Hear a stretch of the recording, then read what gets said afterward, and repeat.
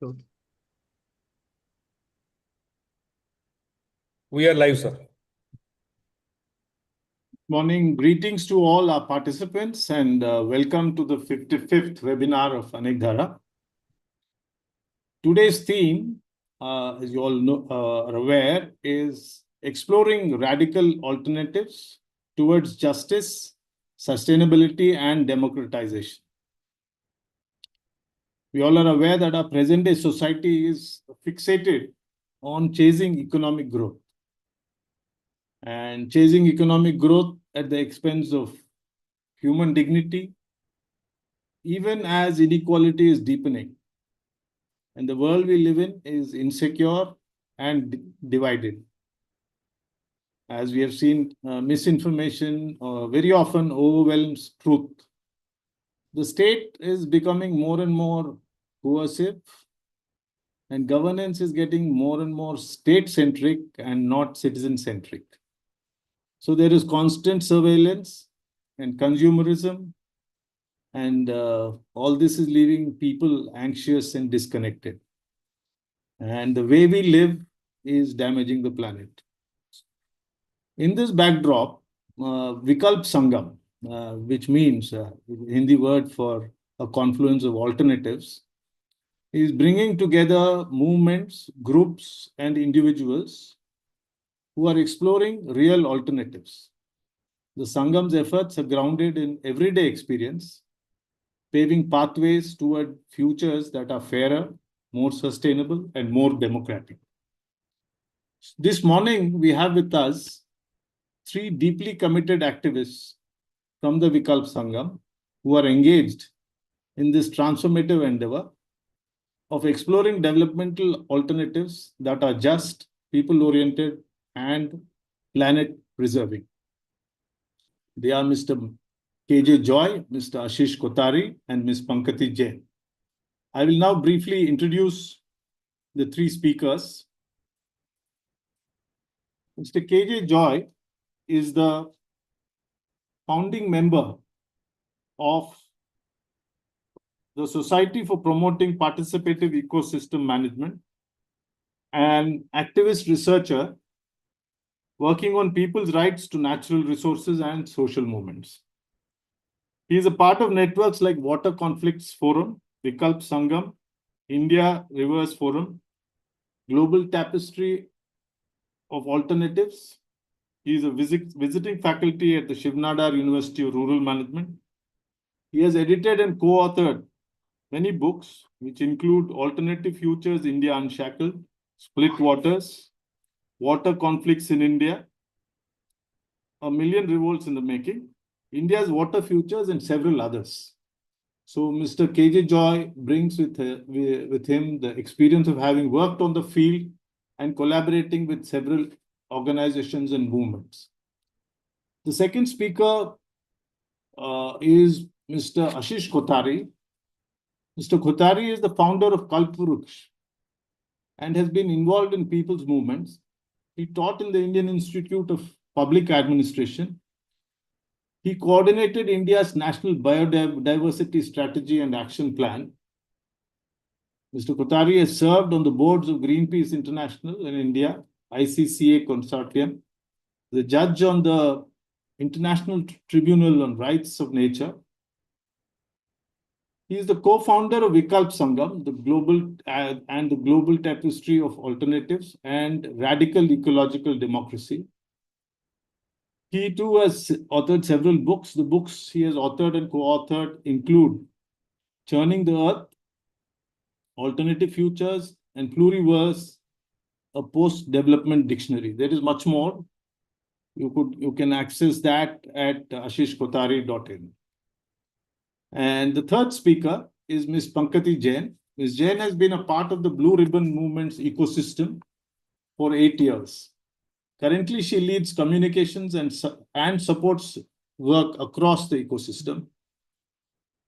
For her, disconnection from self, community, and the planet, and the anxiety and loneliness such disconnection causes is very painful.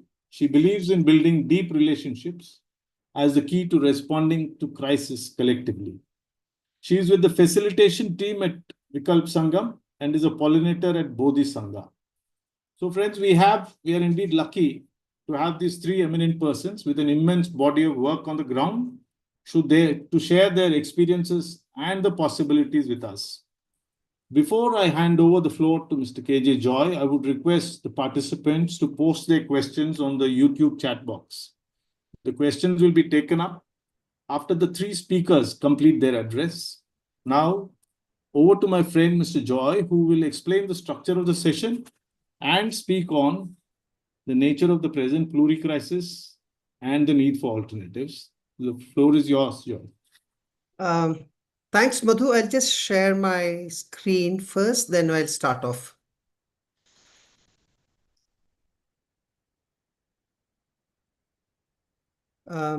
Is my visible? Hello? Not yet. Not yet. Sorry. Let me see what happened.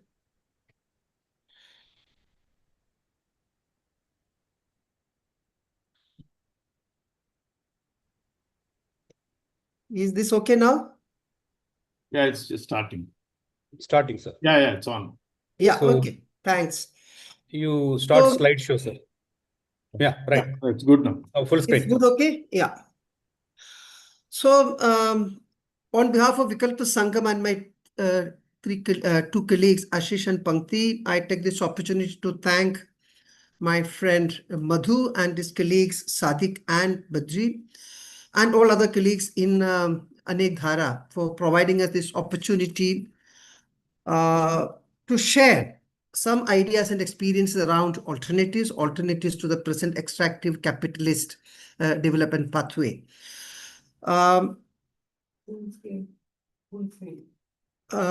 So we have structured this session on alternatives in three broad segments.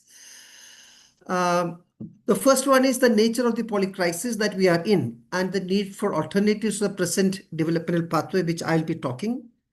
The second, the actually grounded alternatives and also a framework to understand these alternatives. And final segment where Pankti would come in and she would talk about these two important networks, which we all of us are part of, which is trying to ground or coordinate these alternatives. One is Vikalp Sangam or Alternative Confluences. That is an India initiative. And at a global scale, we have this global tapestry of alternatives.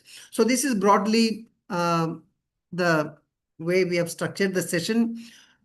We hope to take about 45 to 50 minutes in terms of presentations, and so that we have sufficient time to take up the questions or keep the floor open for discussions. I'd like to start the first segment with the two sets of visuals. I'm sure all of you are familiar with these visuals. There are three pictures which I put up. This has been there in all our, whether it is social media, other type of media and type of thing, it has been hitting us. The scenes from the Jantar Mandar. In fact, these students and youth protests, though the immediate reason, the trigger was the whole manipulations and exam paper leaks. I think they're also raising an important issue about how do you restructure the entire educational system, which is also in a way symbol of the larger system which is there. In fact, I thought it's also a sight of hope for all of us. It's not only crisis and the way these visuals, but I think what the development took place yesterday, I think this is a great hope for all of us and things. The second set of visuals, probably many of you may not have seen this. These three pictures are from a site in Madhya Pradesh near Panna Tiger Reserve, where the government is going ahead with their pet project called the interlinking of rivers. They are trying to link two rivers, Ken and Betua, so that the apparent reason they're providing is that they want to provide water security to Bundelkhand.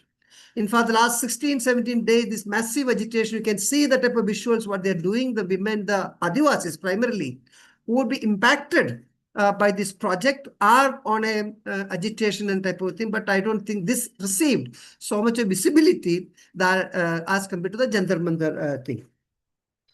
In fact, there are studies done on this project. They say it is one of the most destructive projects because it not only leading to displacement of Adivasis and things, it's going to impact the Panna the Tiger Reserve, the Cane Gharial Sanctuary, etc., etc., is going to play havoc with the nature around there and things. There is a resistance and things. I'm putting these two sets of visuals because that way they are symptomatic of the type of thing which you are talking and the type of crisis or the polycrisis we are in. Now, I think probably one of the issues which you like to do in this first segment is to how do you problematize development. In fact, on the left side of my screen is an advertisement. It's by a company called Dotsal, which produces earth-moving machinery. And they claim is that they can move mountains and earths and oceans and everything, use lay pipelines and things. In that way, they can tame nature for whatever they call as the development and things. On the bottom right, you see a document, the cover page of a document by the Ministry of Rural Development, which talks about nation's development through village development. That's the title of the book. In fact, you also strangely find an army Jawan standing with a gun on the cover page and things.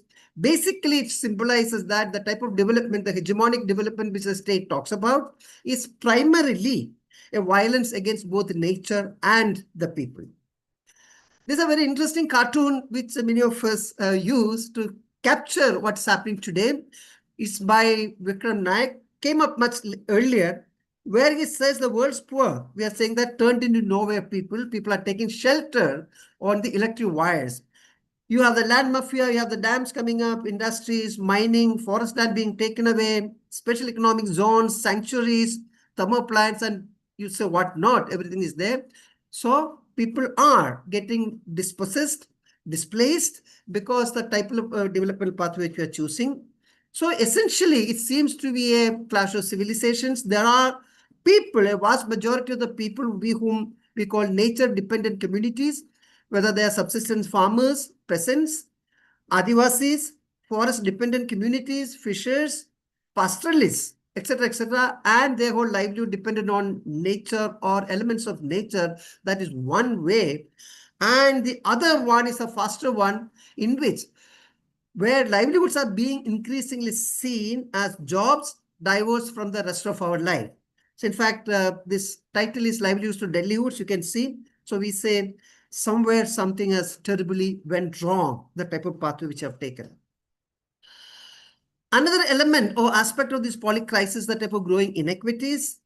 If we say that, take the map of India, and if land India were divided like wealth, what do we see? We see 1% controlling nearly 50% of the wealth, and the bottom 40% probably having very little. There is that yellow patch which you can see. And also, it is really said that the rural India is eating less than it did 40 years ago. The whole question of nutritional security. Despite higher economic growth, malnutrition levels, and there are pockets where hotspots where these things are being played out, especially in Adivasi geographies and things, where malnutrition levels are almost twice as high in South Asia as well as in sub-Saharan Africa, and India is part of that geography. Now, sometime back, I think Down to Earth brought out a report card on the status of natural resource and environment in independent India. They have taken a survey on some of the key parameters. What do they see? We see that there is an increasing frequency and scale of droughts and floods. In fact, there is one report, a study which shows in 2015-16, nearly 370 million people were impacted by drought. 370 million, I think, is what? Nearly more than 1/3 of the Indian population. It impacted about 2.5 lakh villages, 266 villages, districts, and about 11 states. So this is the type of scale you find in terms of the increasing drought. Similarly, the whole geography of floods, the flood geography is also changing. It is said that in 1960, about 19 million hectares, that's little less than 20 million hectares, were impacted by, floods. And around 2011-12, we find it has increased to nearly 50 million hectares and things. And there are also new geographies coming under this. For example, urban floods is coming a common thing. In fact, this is a number which I've taken from the Niti Ayog's, in 2018, they came out with this composite water management index. Mind you, this is government data. Otherwise, there's a lot of politics on data today, whose data, and think this is government's own data, which says India is suffering from the worst water crisis in its history, and 600 million Indians face high to extreme water stress. When we say 600 million, it is nearly 50% of our population. And the prediction is that by 2040, India's water demand will be much higher than what we have as in terms of supply side and things. In fact, it is said that because of the development-induced displacement, which is in the next cartoon to some extent, apparently because of the development projects of different types and mostly dams and hydropower and other things, more than 50 million people have been displaced, and 40% of that has been Adivasis. We also find significant changes in the land use, both in terms of crop land and the non-crop land going out of the type of land use which they had, crop land going out of agriculture and other approaches, so basically into infrastructural projects, urbanization and other things. And mind you, even non-agricultural lands are also both ecological spaces as well as livelihood spaces for the resource poor of this country. We also talk about jobless growth. In fact, this is I've taken from Ashish and Srivastav's book called Churning the Earth. So between 1994 and 2005, where the economy grew by about 5 to 6%, we find the employment, the job going down and going into the negative. Another indicator or major parameter is the whole question of pollution, air pollution. This is something which I think people who are living in Delhi or any cities would recognize. It says kills nearly 500,000 people in India every year. Nearly 100,000 premature deaths are reported in India due to pollution. 30 million, including children, suffer from asthma. India has 22 out of 50 most polluted cities in the world. And India ranks 5th in the list of world's most polluted country with respect to particulate matter. And there is something called the Environment Vulnerability Index, and India actually, comes very poorly in terms of this global assessment of each country in terms of environment and things. In fact, the same thing is also we can talk about water pollution. Again, there is a down-to-earth report which says that India produces nearly 40,000 million liters of sewage from our cities, and hardly 18 to 20% is in-a-way treated, and the rest of the polluted water, the sewage water, goes into our freshwater systems like rivers, aquifers and lakes and other type of things. So this is a very serious issue, which I think the type of developmental path we chose, the type of pollution and waste we generate is something the scale is massive. Also, I think just one of the last slides of this crisis is the whole question of agrarian crisis, which we find there's a multifaceted crisis there. Agricultural stagnation results in increased migration of employable people in the villages. We find that the long distance migrations has increased in the country in the last couple of decades. Relatively unchanging levels of rural poverty. In fact, people who live in the cities may not have an idea what's happening in the rural landscape of this country. And I think this increasing number of farmers who there are hotspots like Vidarbha in Maharashtra and various other places is a telling but very sad indicator of the agrarian crisis that we are facing and things. Also, finally saying that one of the larger points which I want to make here is that what I call is the primary productivity of the ecosystem.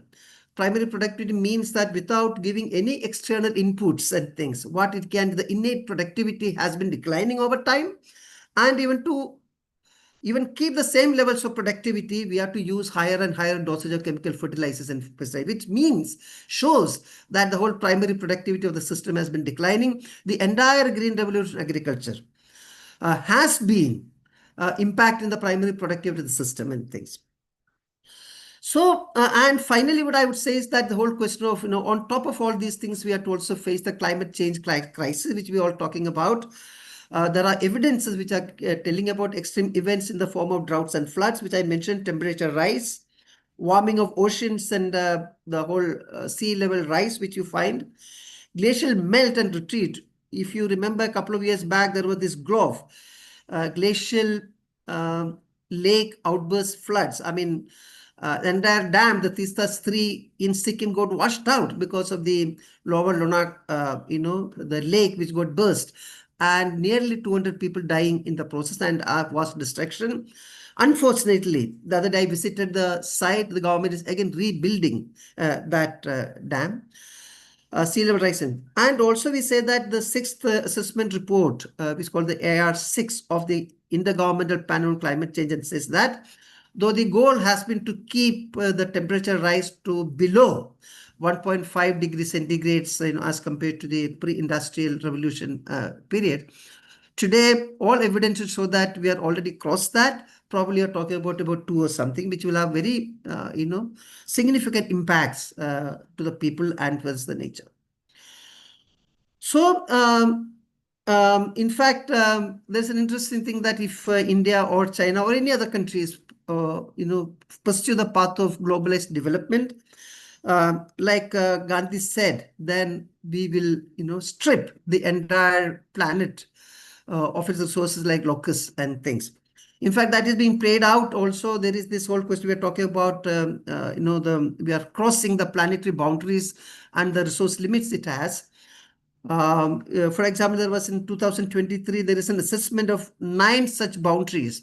For example, novel entities, climate change, biosphere integrity, land system, freshwater system, ocean acidification of atmospheric aerosol, and stratospheric ozone. I mean, these are the 9 boundaries they try to assess.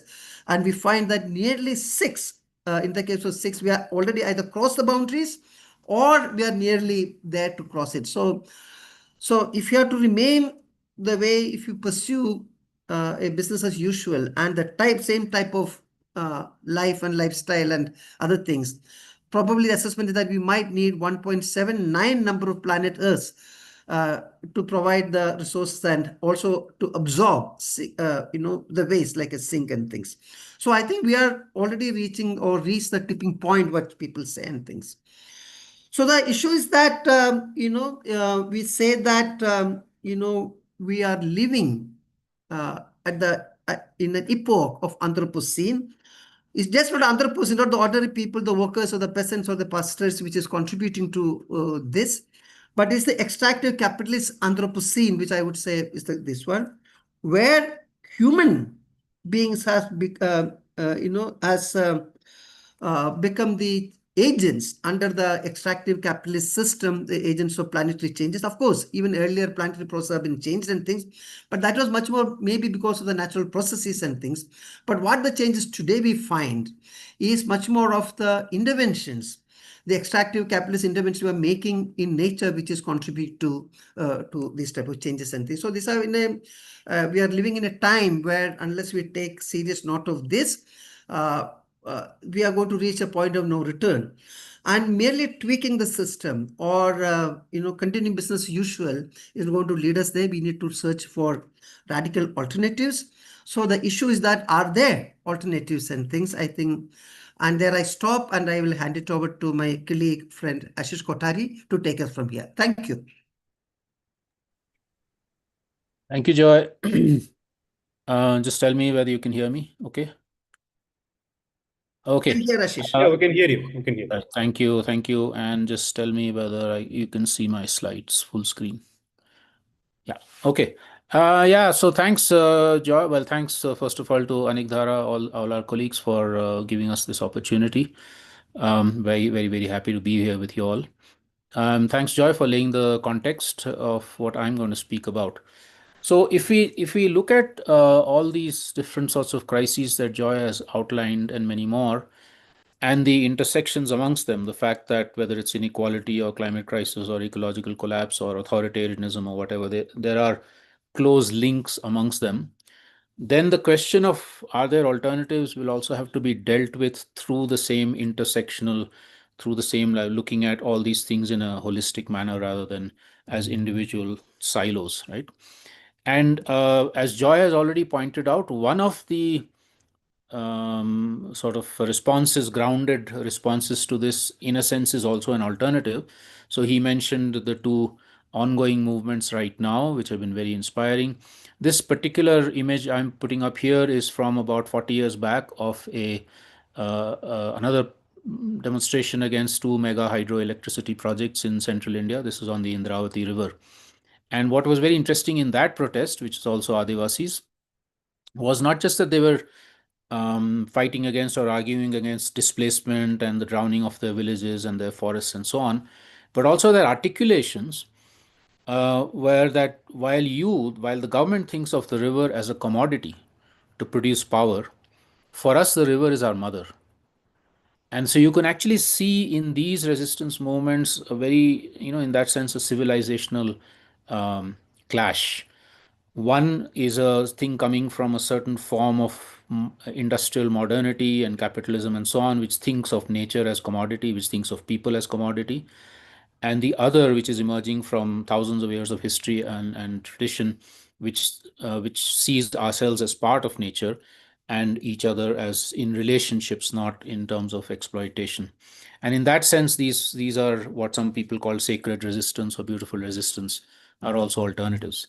But then along with that, we also need, of course, to meet the basic needs and aspirations of 1.4 billion Indians, or at least maybe 1.2 billion who still don't have access to a lot, and of course the rest of the planet.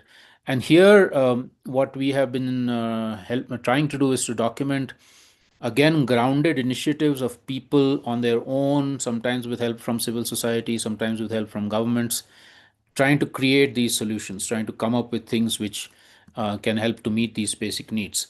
There are thousands in India, and there are tens of thousands more across the world. I'll talk about these couple of books which have a lot more case studies towards the end. But let me start with a glimpse of some of these, which have been very inspiring for some of us. For me, possibly the one that has affected me the most in India is this one coming from about 6,000 Dalit and Adivasi women, mostly Dalits, small scale farmers. As Dalits seriously exploited in the Hindu caste structure, as women exploited because of patriarchy, and as small farmers, obviously marginalized compared to the big farmers and so on.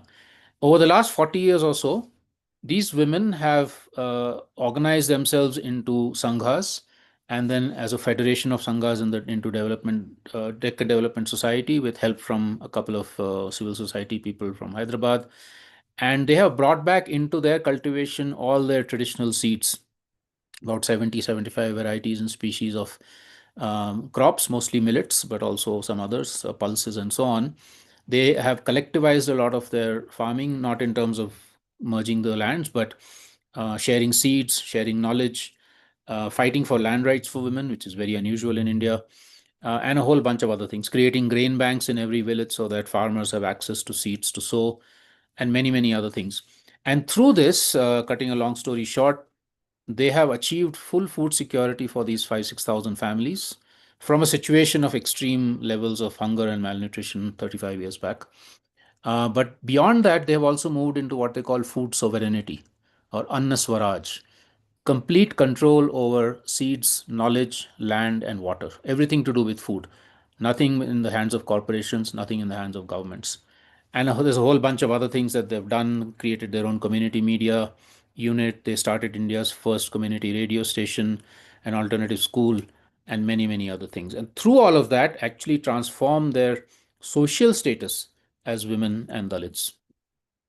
I want to give a slightly a couple of examples also from outside India to actually talk about somewhat similar things. So here is a South African community called the Amadiba, where they have been for the last several hundred years opposing any kind of imposition from outside by Zulu kings, by the apartheid government, and now the independent South African government, to impose what they think of as development, because they feel that their own way of life and some new things that they're trying out with livelihoods are enough for them. They are not poor as categorized by the South African government. They say we have land, We have each other, and we have our ancestors, and we have our oceans. We are rich, we are not poor, and we will sustain this way of life. So there's a combination of resistance and the sustaining of the creation of alternative means of livelihood. And I was there recently, I interviewed about a dozen young people there as to why they have stayed back in these villages or come back to the villages after studying outside. And it was fascinating to hear the narratives of this combination of being in a land with freedom, having adequate livelihoods, pride in their own heritage, and so on. Back here in India, another example of this kind of combination of resistance and constructive alternatives. This is the Mahagram Sabha in Gadchiroli in Maharashtra.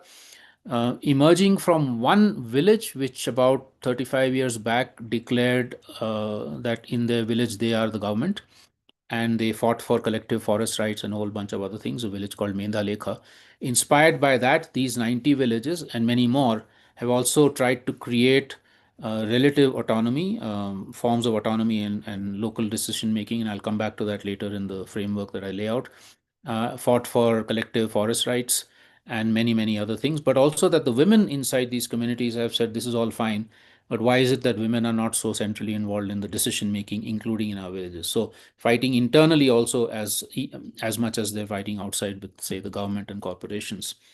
Moving again into another example outside India, this is also very inspiring because it comes in the midst of one of the most conflict-ridden regions of the world, the quadri junction between Turkey, Iran, Iraq, and Syria, where 40 million strong Kurdish ethnic community has tried to create zones of peace and eco-feminist living through an ideology called genealogy. There's a lot available on this on the internet if people are wanting to go further into it.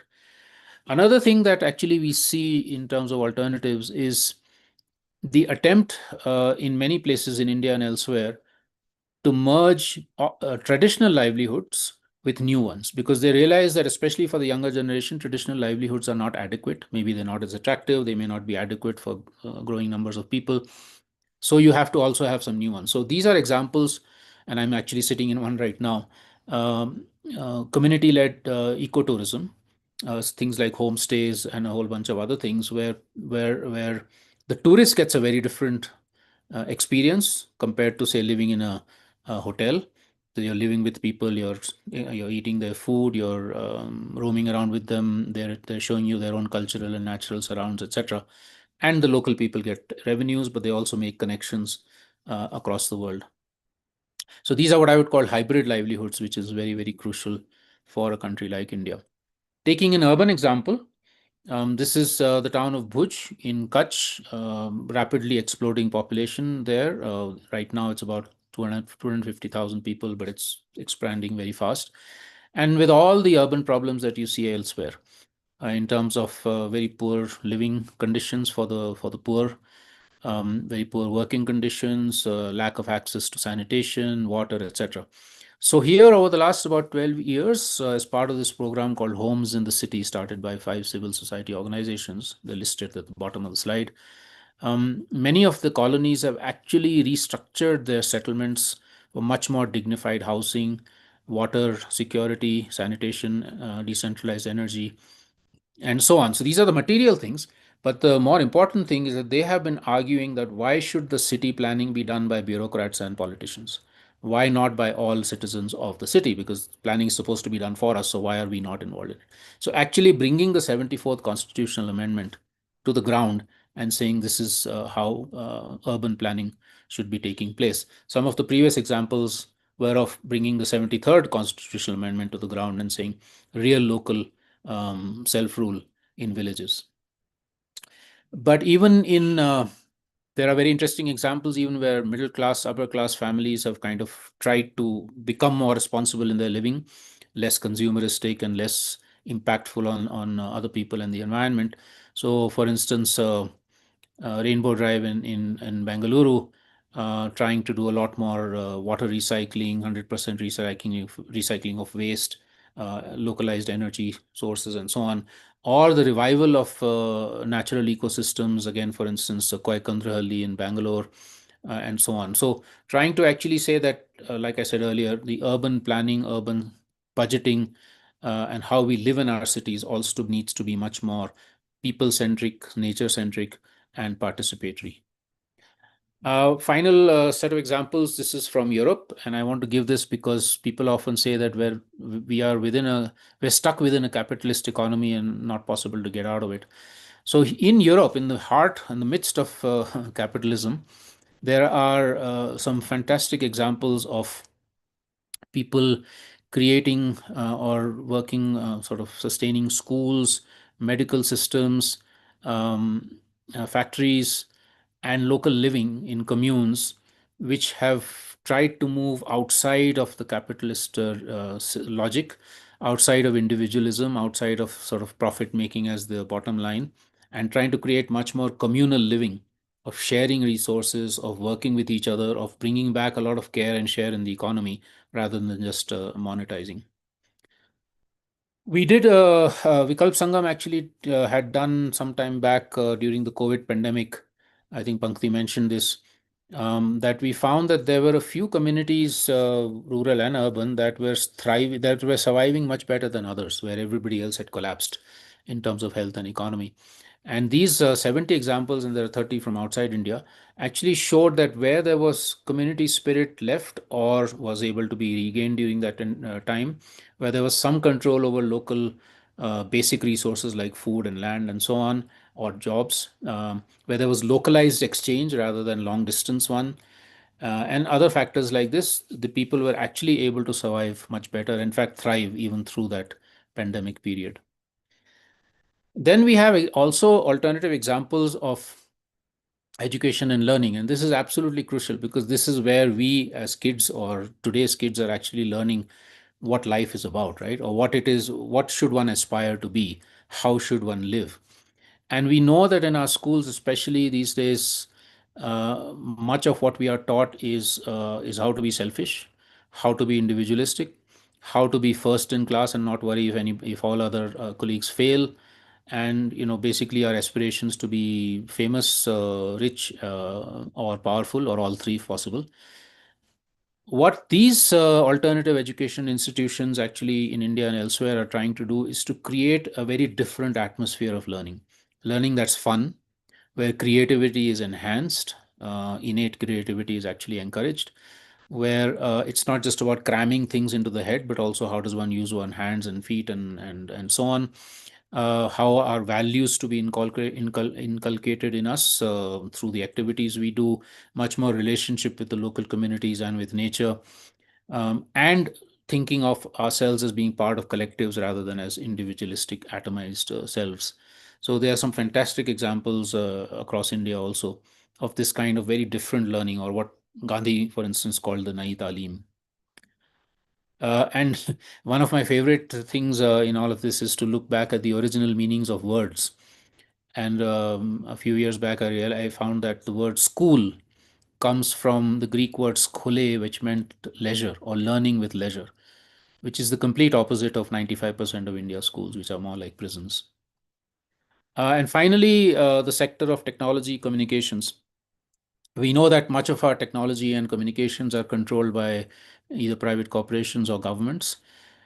So attempts by civil society and movements to try and create alternative spaces for communication in mainstream media, but also in so-called social media, alternative spaces for more publicly oriented technologies, more democratically controlled technologies.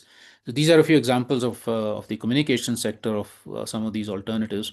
At the bottom right-hand side is a picture of what I already mentioned, the community radio station that was started by Dalit women almost, I think, 25 years back. Okay, let me now move in the last section here for the next 5-6 minutes to looking at from all these examples on the ground. And there are, as I said, there are thousands of them, some very small, some much larger scale. What is emerging in terms of the frameworks of an alternative vision of development, or actually I prefer not to even call it development, but alternative vision of well-being, where everybody has access to well-being, everybody can be satisfied with their lives and so on. And with everybody, I mean not just people, but also all other species, the rest of nature.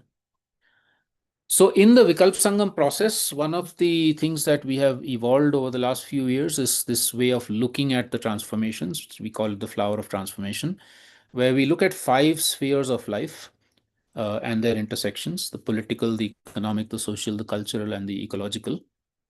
And I should stress that the intersections are most important, because life is not lived only in politics or only in society or only in culture.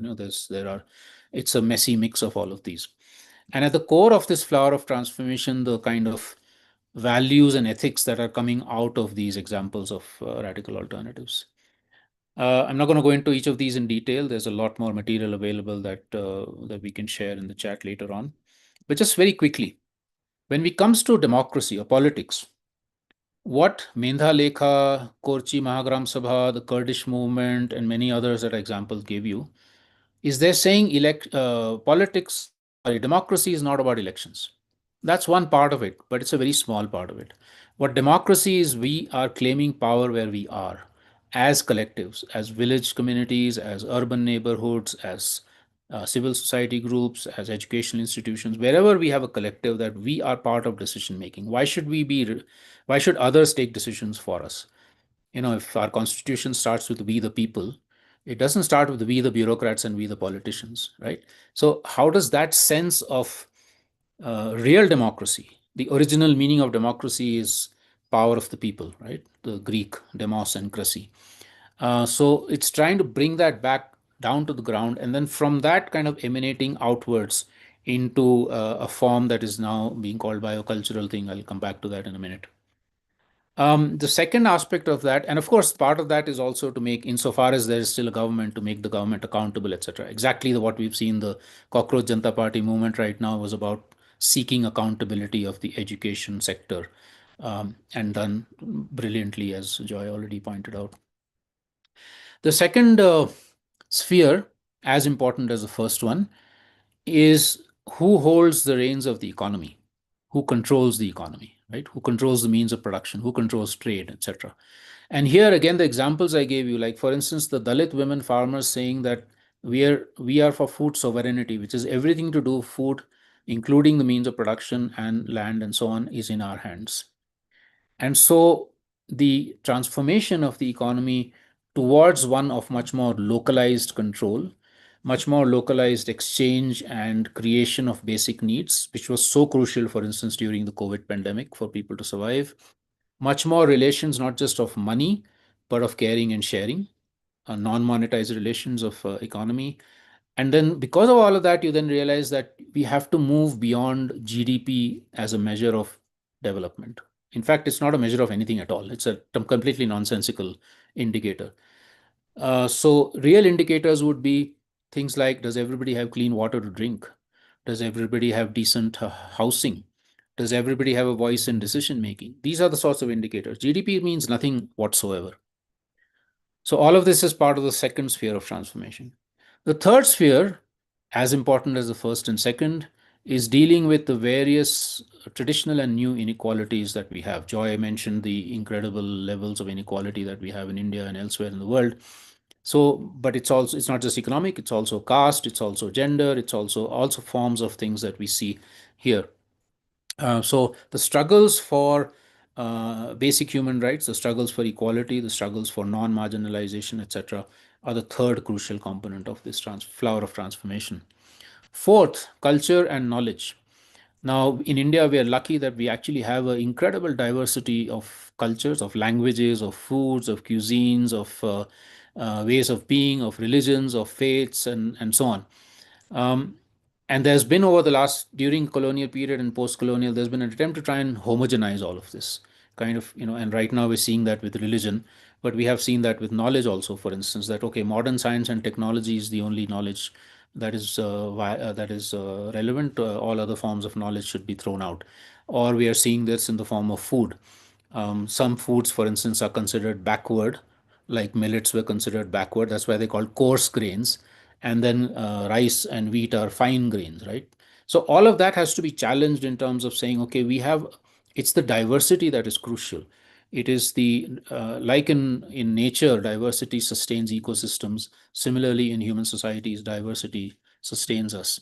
of knowledge and cultures. And that also means decolonizing a lot. If you remember the map I showed you of the world, maybe I'll show it again. Everybody asked me, why is it upside down? With India and so on top, and Europe and the US being shown below. And this raises a very interesting question of where do our maps come from? They actually are all originating during the colonial period when Europe was dominating the world. And so Europe was put at the top in the center and made to look much bigger than it actually is. Africa was shrunk, Asia was shrunk. And so you have to actually do a lot of decolonization of our minds, even with things like simple things like maps.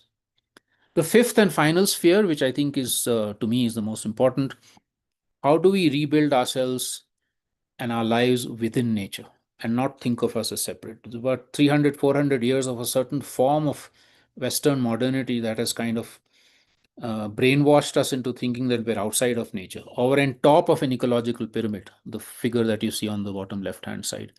Whereas Adivasis, local communities, etc., have always thought of ourselves as a circle of life, with all species being equally important to be respected, right?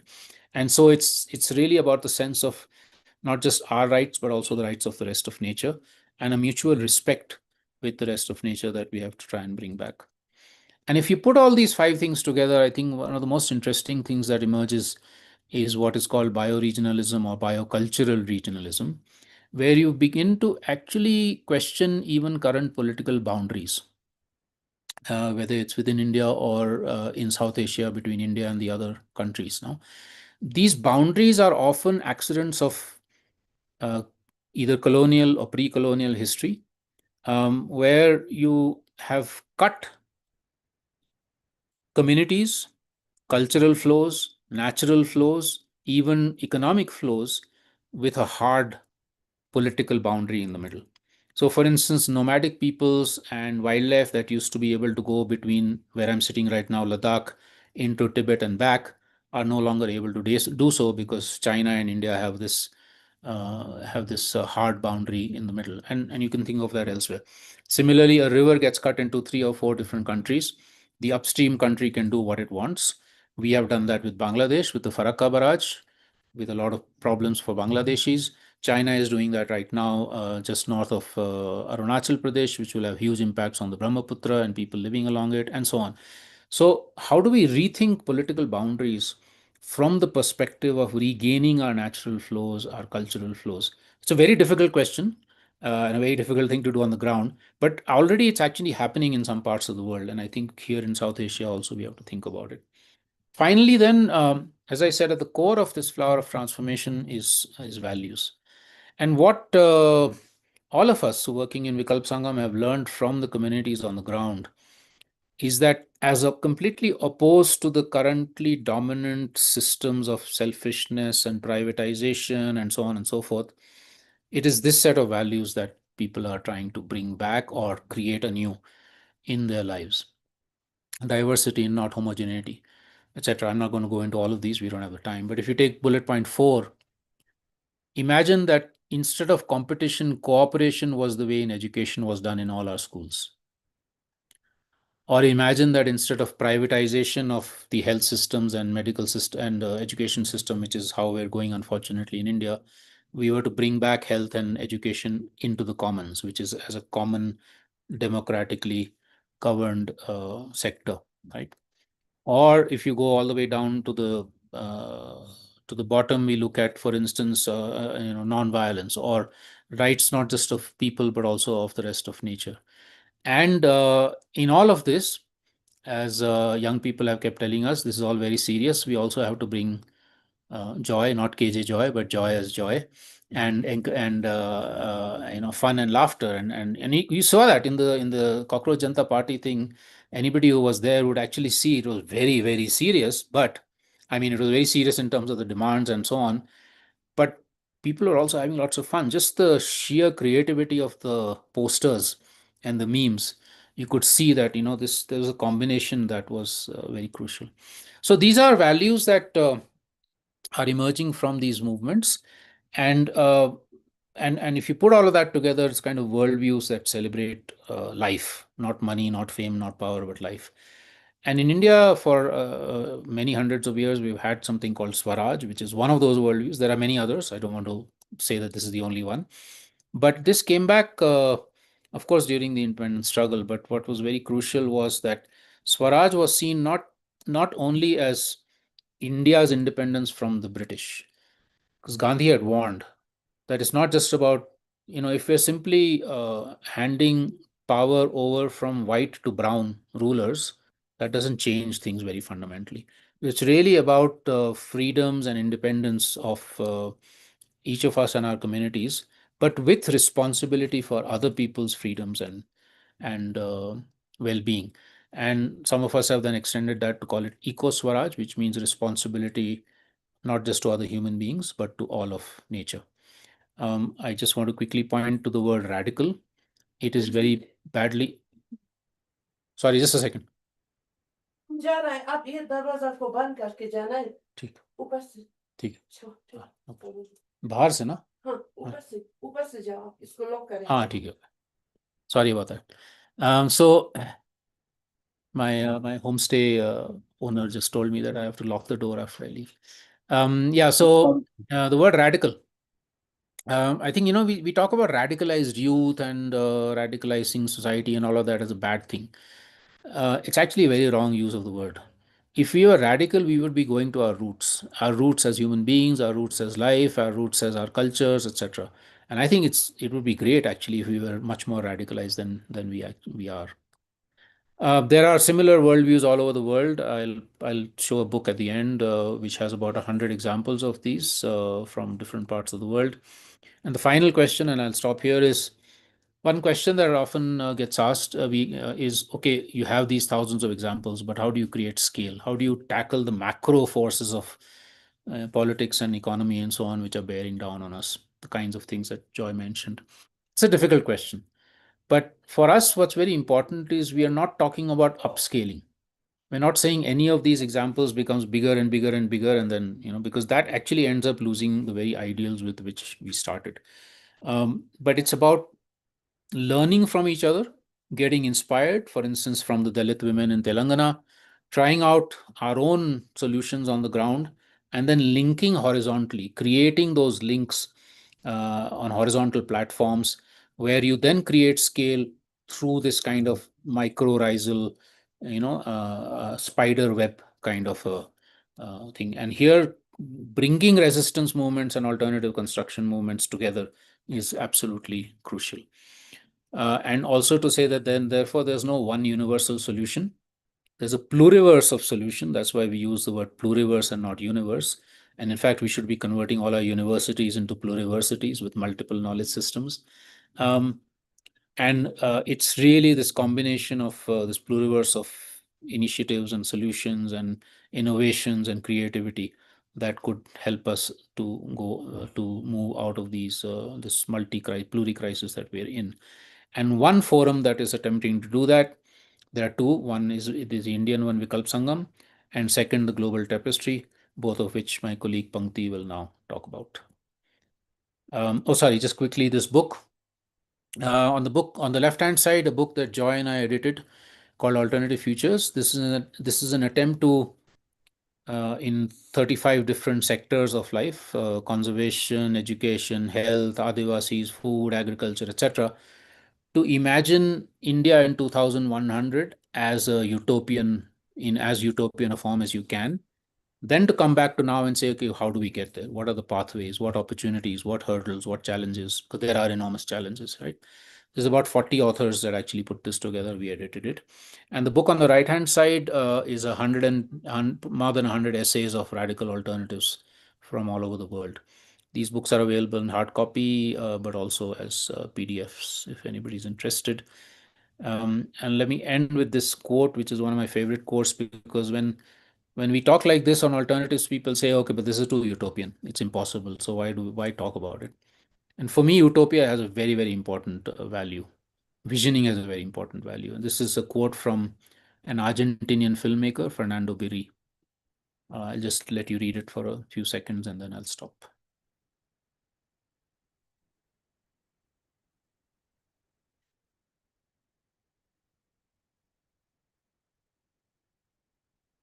Okay, and there's a lot more on the websites. We'll put them in the chat so that you can go deeper into this. Thank you, and over to Pankti. Yeah, just before Pankti get in, Madhu, is there anybody waiting? Because I got an email saying that we are waiting. There are about 14 waiting. I mean, that was beginning of the session, so I don't know. Is that everybody has been admitted? Yeah, okay, yeah, thanks. Thank you. And very happy to be here. Thank you, Anekdhara. And yeah, thank you, Joy and Ashish. It's been like, I think for me also, it's nice to hear back and like bring it all together. It's really inspiring. I'll share my screen and then start with, I think what Joy and Ashish has shared now, bringing that into ground and saying how we are doing that in Vikalp Sangam and GTA. Give me 1 minute.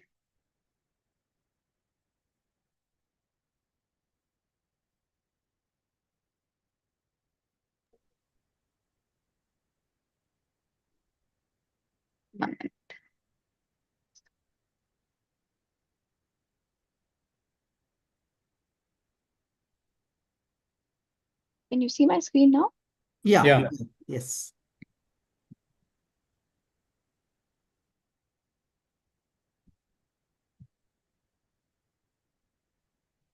Yeah, thank you. Yeah, so I think I want to start with Vikalp Sangam first. And I have been part of Vikalp Sangam from last few years now. And I started with, I think, a young person helping in organizing with one of the Sangams. And that's how my journey has evolved in Vikalp Sangam and started. Yeah, I think this line I really like and I want to take some time and share about it. And I think Vikalp Sangam for me, and how we call it is it's an evolving process. It's not an organization. So what it means also is that how Ashish was sharing that we keep evolving, how the quote ended with utopia and like how it keeps evolving and we evolve while we keep visioning.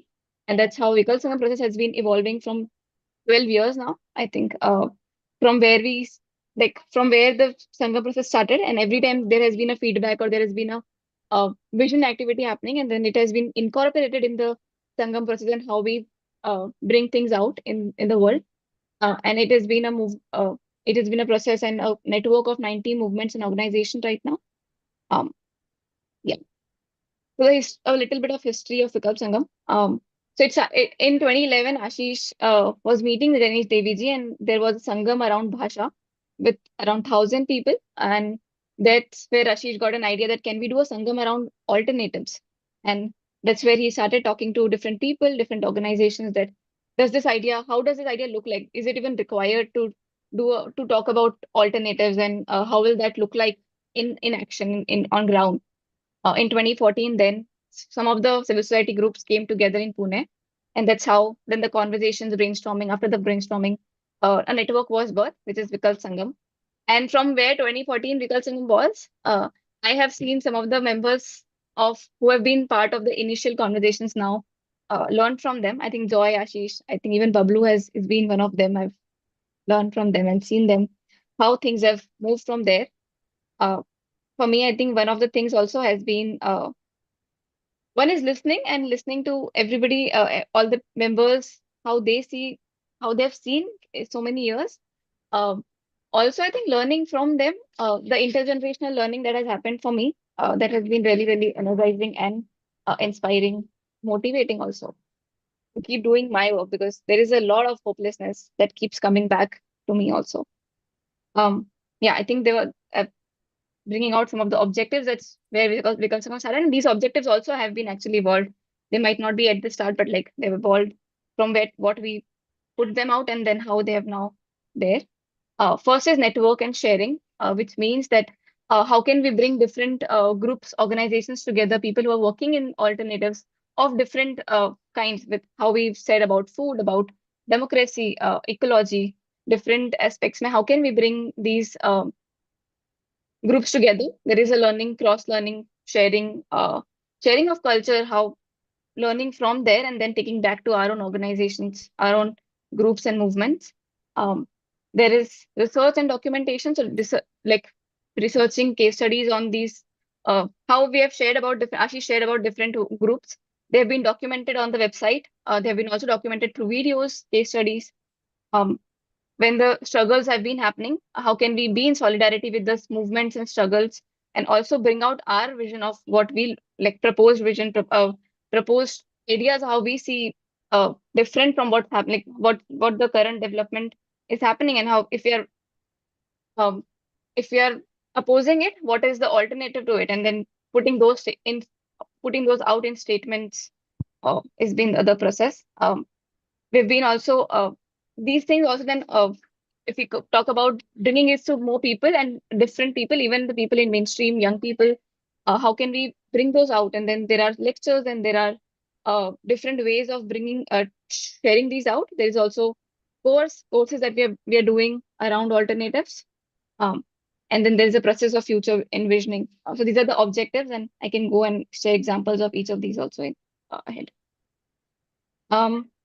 So yeah, I think network and sharing, there have been 35 plus Sangams in the last 12 years.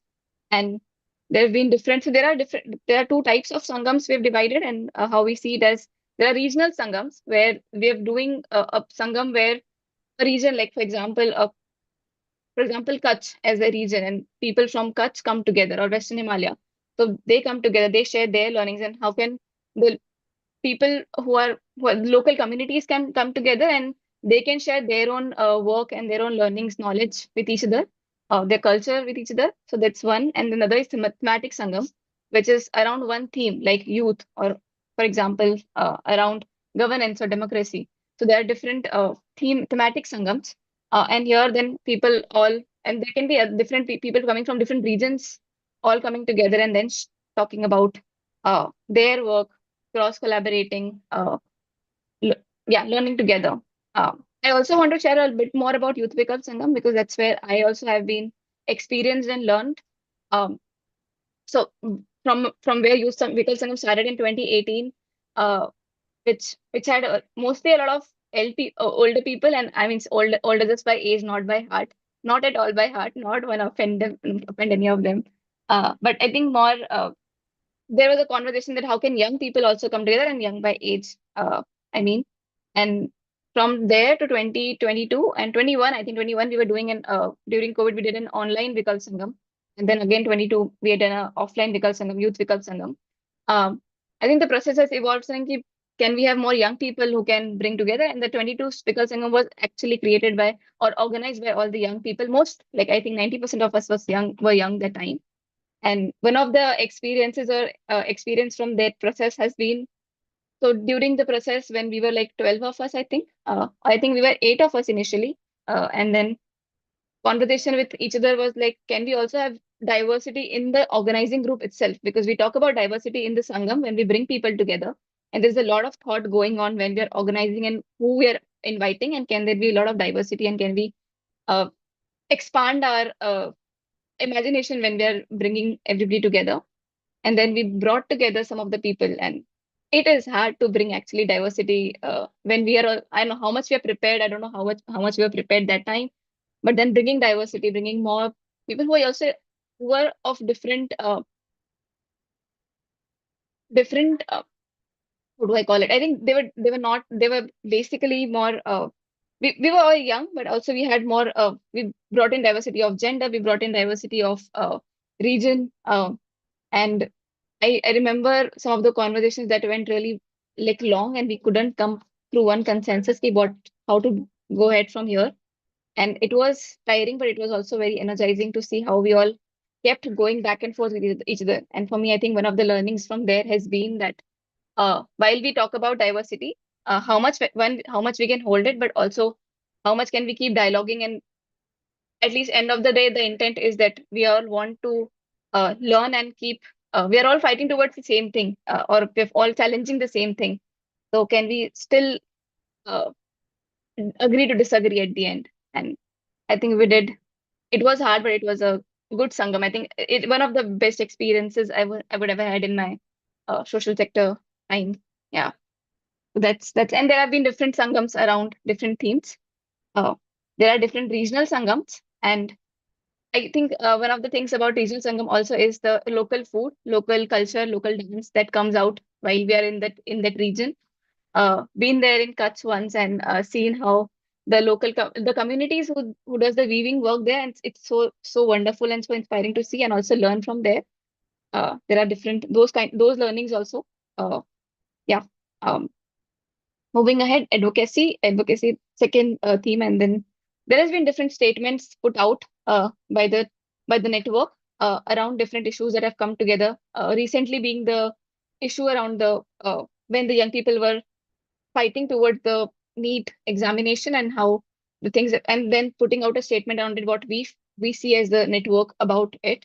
And there has been a People's Manifesto which talks about how we see a world. Like if we want to imagine a world, how will that look like in every different aspects? The how the flower of transmission talks about 5 petals, and I think in each of those fields, how will a world look like? And having that as a manifesto, also translated in different languages. I've put them out here, and it has been gone through different iterations. I don't know the exact number. I think it's most surely more than 7 iterations. Every time we have done sangams and uh, in the assemblies with feedbacks, and we have discussed about the manifesto and then brought out points and again reiterated the manifesto. That's how the manifesto has also constantly changed over the years. Yeah, and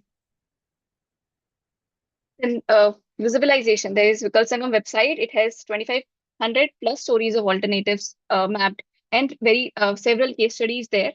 A lot of it, the website is really diverse. You can go through a lot of content and a lot of things on the website, like really structured and put out time into bringing out all the work that has been happening in India by different communities.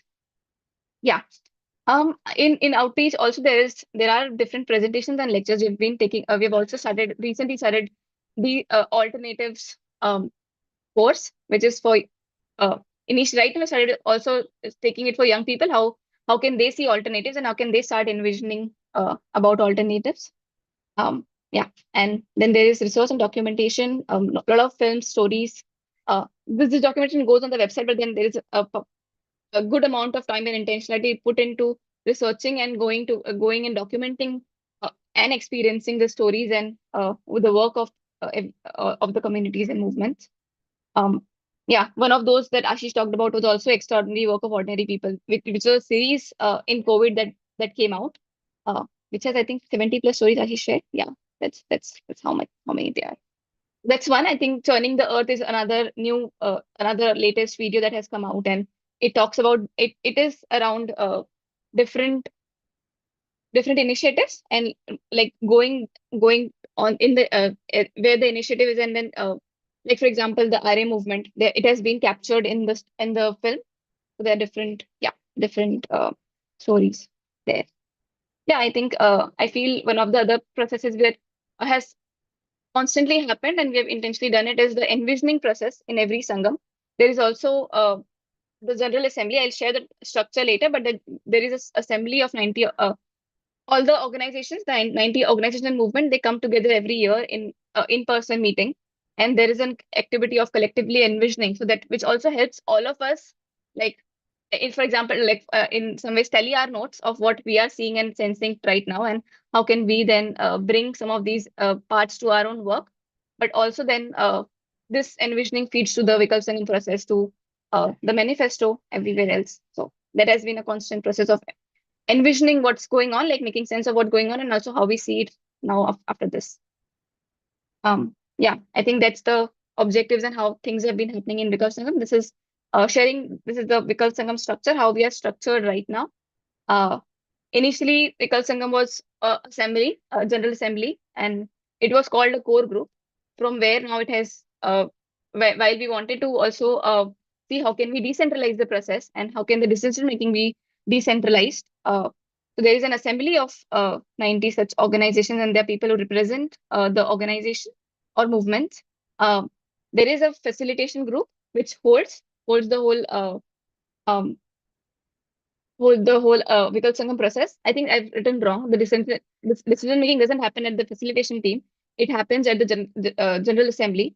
The idea is how can decisions be made together with the whole assembly, but the facilitation group is a small group of members and organizations who have come together to facilitate the decision making and facilitate the process, so that there's not one organization who is doing it. For many years, it was Kalpavriksh who was doing it, but then after a lot of dialogue and like conversations, the facilitation group came into picture, and then now it holds. So facilitation group meets every month, and then every year once in person, and we try to bring things together, facilitate and coordinate the process, and then the decision making and the different policies that comes out in the assembly, general assembly. So there are different sangams that have been written here, and there is offshoots of the whole process, which is the bioregionalism working group and Vikalp Sutra. Vikalp Sutra was it was initiated in COVID, where we were talking and like having a space for communities who are really marginalized, and to talk about their livelihoods and creative livelihoods, that how can they see it, and like having a support group and like a network where we can support each other there. So it is another offshoot of the whole process. Yeah. Here, anything Joy and Ashish you want to add? Good. Cool. Yeah. Yeah, I think it's about Vikalp Sangam. And in 2018 also, from like Vikalp Sangam process started in 2014, and then slowly the idea of how can we see the whole similar to Vikalp Sangam process, how can we see a network or a global process of alternatives in a global process. And it was like one of the intentions was like similar to Vikalp Sangam network, there are different networks around the world also who are doing similar work and bringing the alternatives work together, alternative organizations together. Can those network come together and see yeah, I think weave and like bring things together globally, not just regionally in our own countries. So the Global Tapestry of Alternatives formed in 2018. So I think very similar to how Vikalp Sangam's intentions and like the objectives are about sharing, collaboration. How can we weave everything together globally and challenge? Because we all need everything.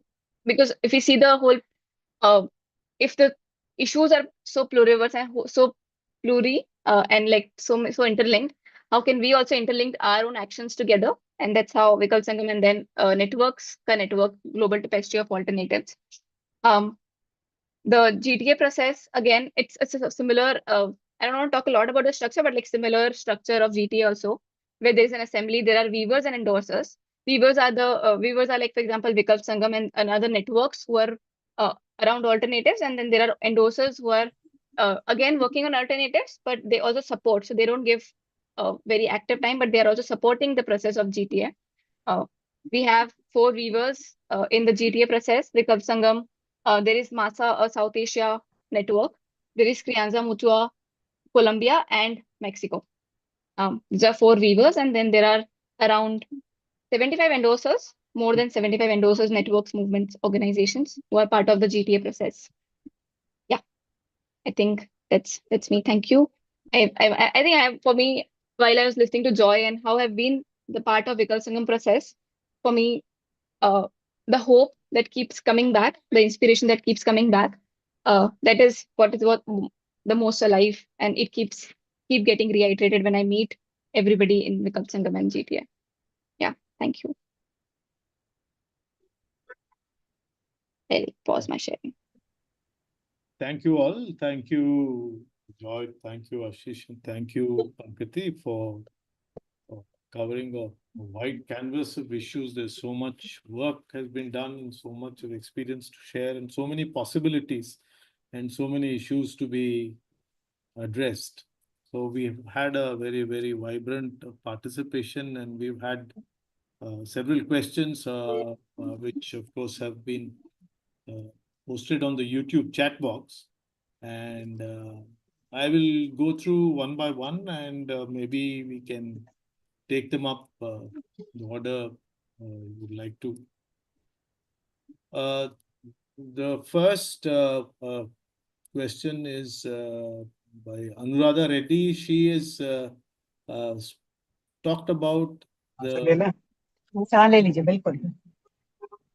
misinformation caused and produced by. One is the misinformation And the second issue is the consumerism. And these are causing a lot of anxiety, leaving many people disconnected. What strategies or lived experiences have you found in rebuilding trust and a shared sense of truth? Because, yeah, that is one. And yeah, would you like to respond?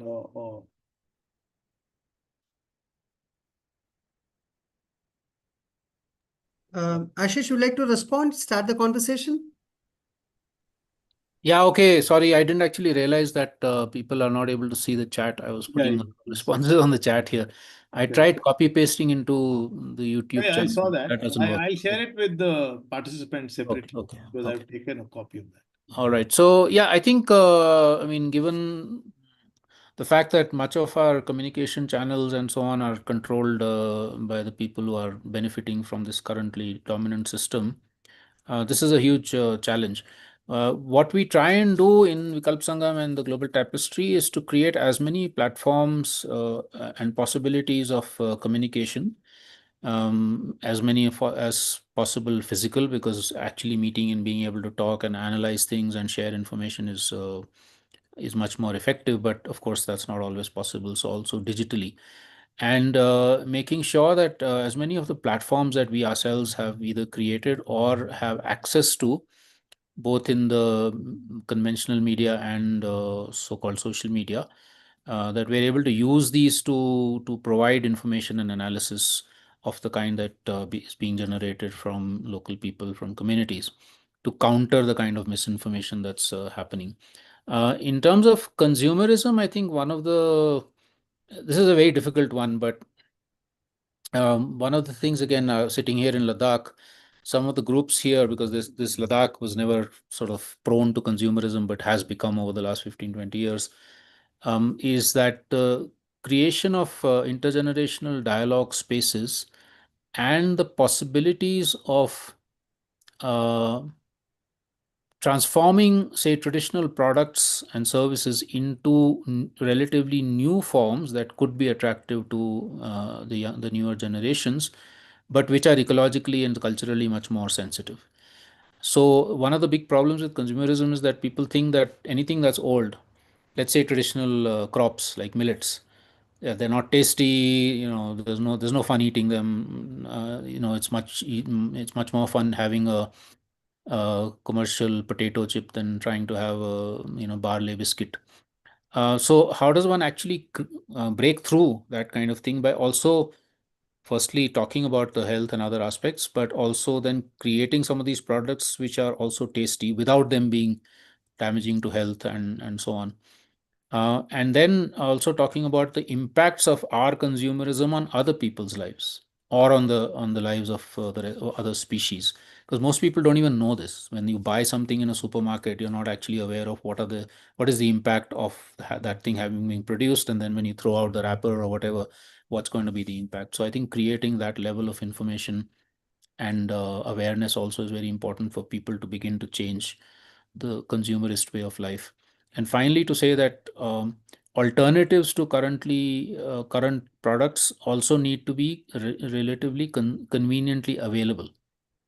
If, for instance, farmer produced organic food is going to be so expensive that only rich people can afford it, or it's going to be available only 10 kilometers from my house, then most people will continue buying chemically induced food from the market.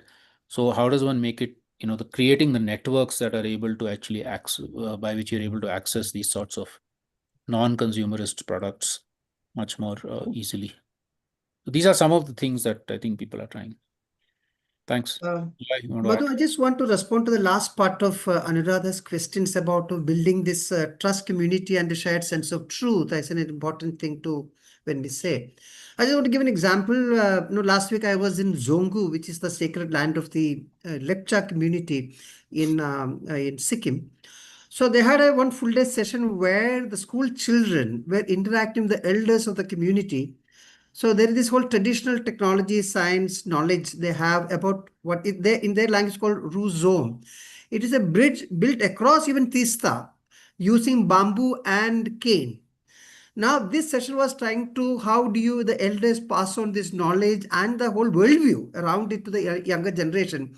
I was fascinated by this dialogue and what these young kids have to, talk about and things.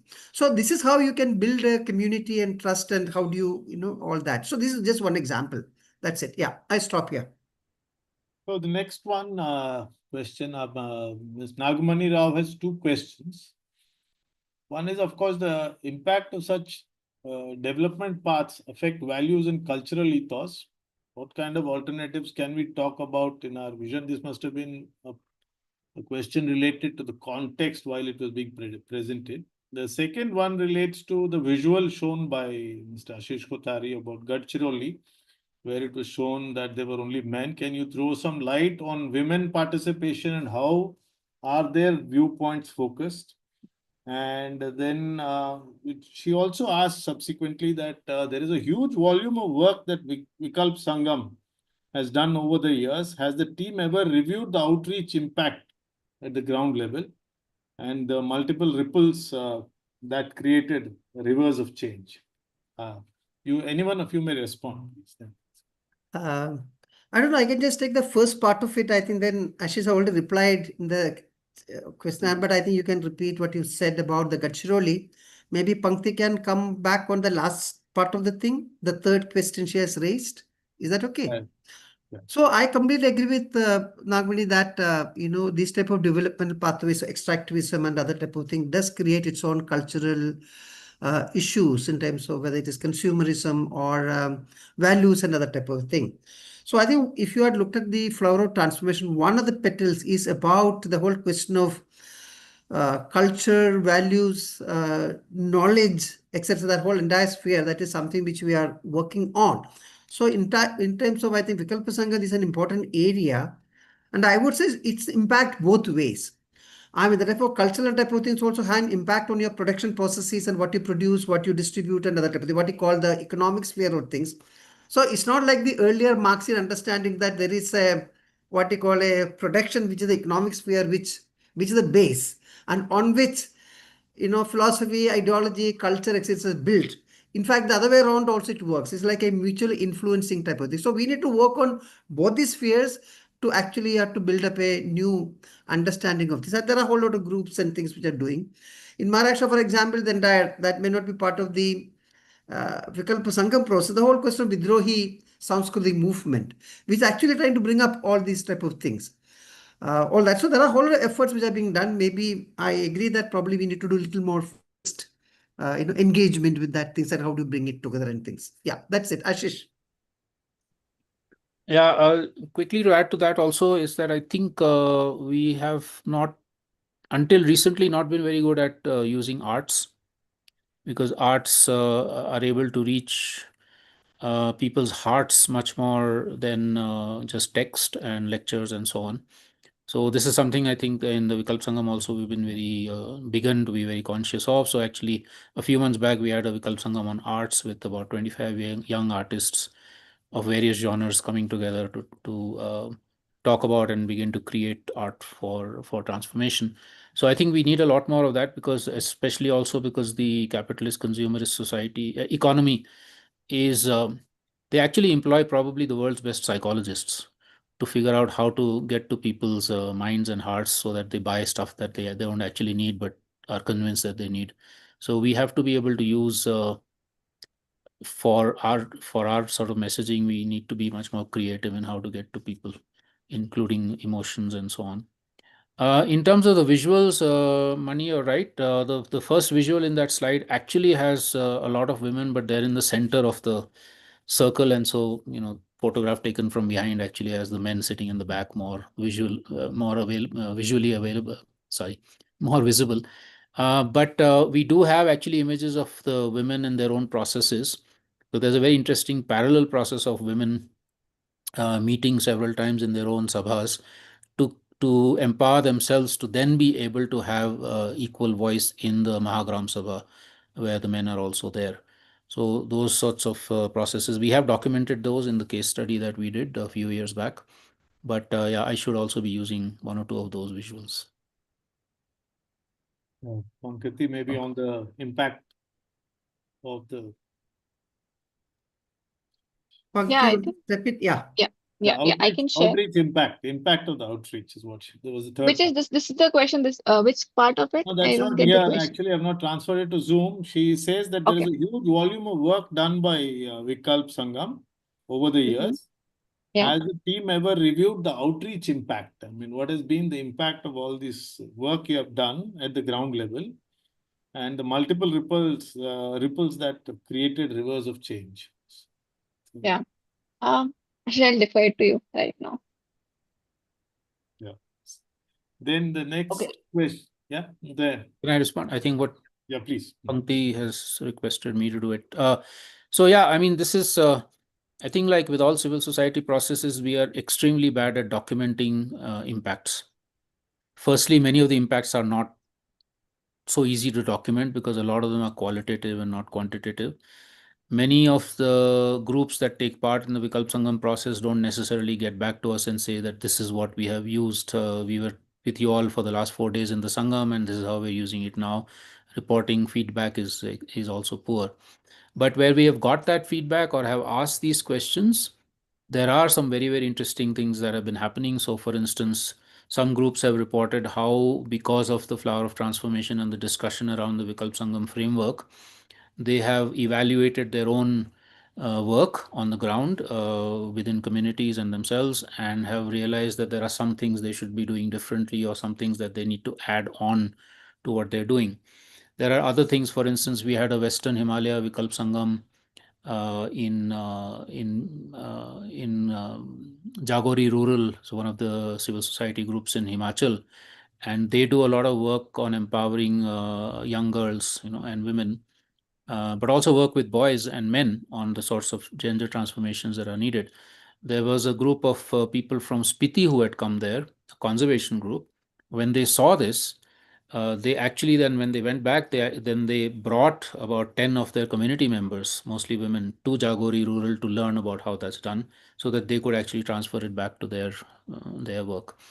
So that's the kind of thing that we do hear of, but quite frankly, we're not very good at documenting the rivers of change that might be happening as a result of all of these things. Sorry, one last thing also is that a number of people from universities, teachers and some students, have also told us that for the first time they're hearing stories of positive transformation. It's not in their syllabus, nobody tells them about it, mainstream media doesn't have it. And when they hear these, something changes inside also. We had a very interesting process in, I think it was Azim Prince University undergrad, where they started the beginning of the course with people, kids actually visualizing their own future. And then after 3 months of doing the course, in which they used a lot of the examples from the Vikalp Sangam documentation, they asked them to rewrite those essays. There were some fascinating transformations happening in what the young people wanted in terms of aspirations and what they want to, and so on. So there are some of these that we have glimpses of, but frankly, it's only a small glimpse of what might be happening. Thank you. We'll move on to the next. Mr. Shishir Rawal, he seems to know Mr. Ashish Kothari. Says he's listening to you after 30 years. He says good morning. And then he says that the terms we use affect the way we think and act. So he has two things. Is bioregional a more apt term than eco-regional? And what is apt, sustainability or focusing on resilience? So basically, the terms we use Yeah. in our approach to finding alternatives. Yeah, no, absolutely. I agree with you. I think terms have symbolic value, and that's important. Frankly, with the first one, I myself am not particularly tied to either bio or eco. We've used both in different forums. But what we have felt is important is to add the word cultural there, because a lot of bioregionalism and eco-regionalism has emerged from the West, which is not, and it's very heavily focused on the ecological or the biological aspects of the landscape. Whereas for us, it's equally important to look at the cultural connectivities in the landscape, right? So we're using biocultural or eco-cultural. For sustainability and resilience, the word sustainability, I wish we could rescue it from the way it's been stolen by corporations and governments. And this happens to almost all of our words. They get co-opted. Swaraj is co-opted by some political parties. Ubuntu is co-opted by a software company. Ubuntu is a wonderful Southern African worldview of I am as an individual only because there's a collective, right? I am because you are, relationality, right? But that gets stolen by a software company. So co-option is happening all the time. Now, either we keep finding new terms. So we say, okay, resilience instead of sustainability, and then that gets stolen and some new word. And or we say, where is it possible to rescue those words and assert our meaning to it? Like Swaraj, I think we have to rescue it from the way it's been stolen and say, no, this is what this is what we mean by it. Like I was trying to explain in my presentation. We could do that with sustainability and so many other terms also.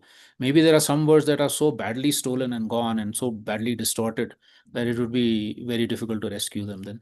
But this is thing that I think movements have to constantly do, and not always have to then keep finding new words, because then we're actually falling into the trap of then of what the corporate and government system wants us to do.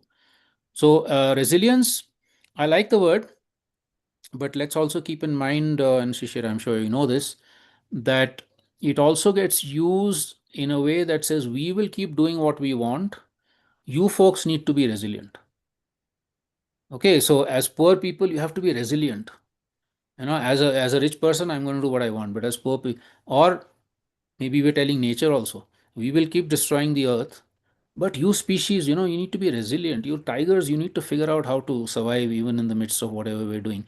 So it has also got distorted, even though as a basic term, I think it's very, very important and we do use it, but we use it in that context of saying, like with the COVID pandemic, that communities who had self-empowered were resilient in times of COVID pandemic. But that should not lead the government to then use it as an excuse and say, oh, well, we washed our hands off the COVID pandemic. You folks are resilient enough, you deal with it.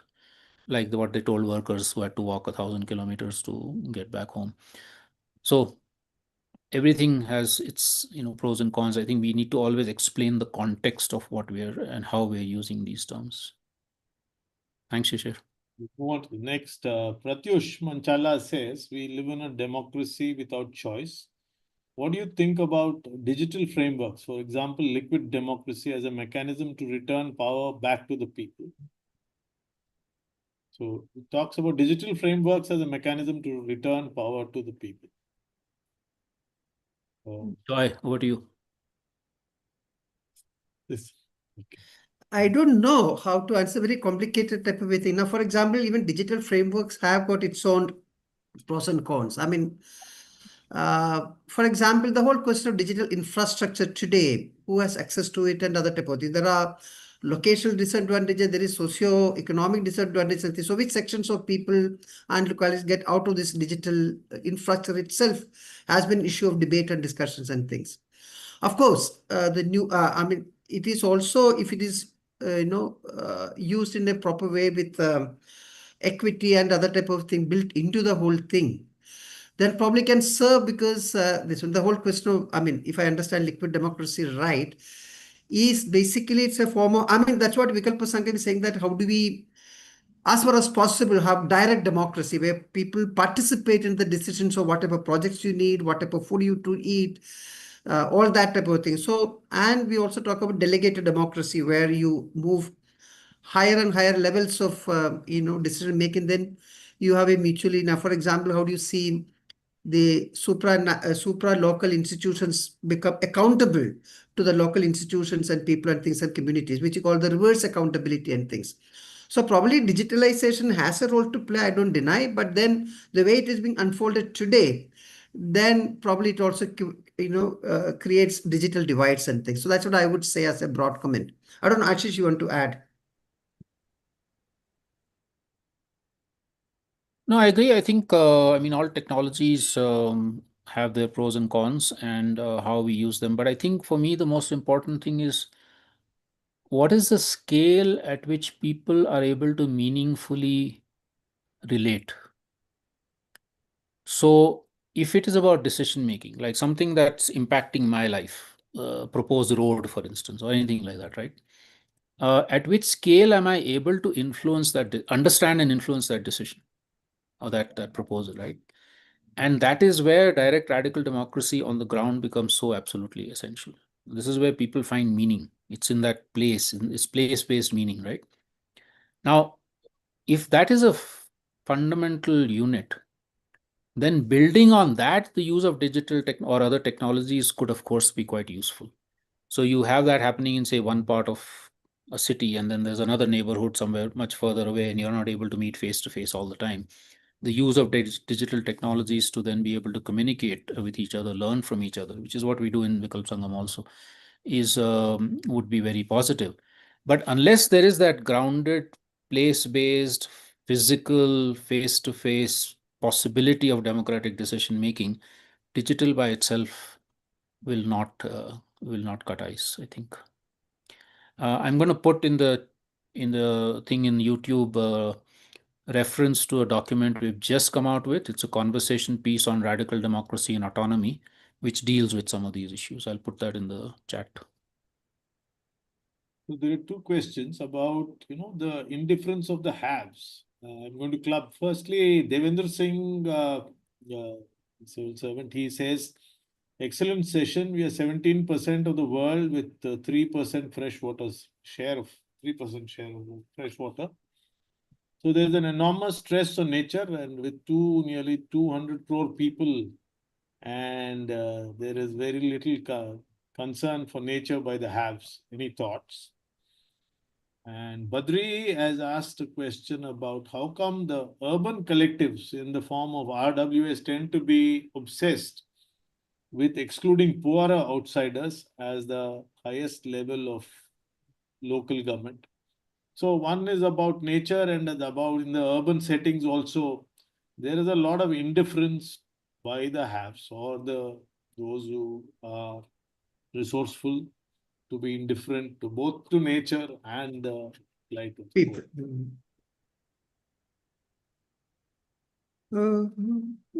So, Ashish, would like to. Joy, the first one is water. That's your baby. Yeah, I can respond to Devendra Singh ji. Yeah, actually, this is generally these numbers are talked about in almost all water-related forums and writings and things that this whole inequality in terms of, we have 17% of the population and 3% of the water resources and things.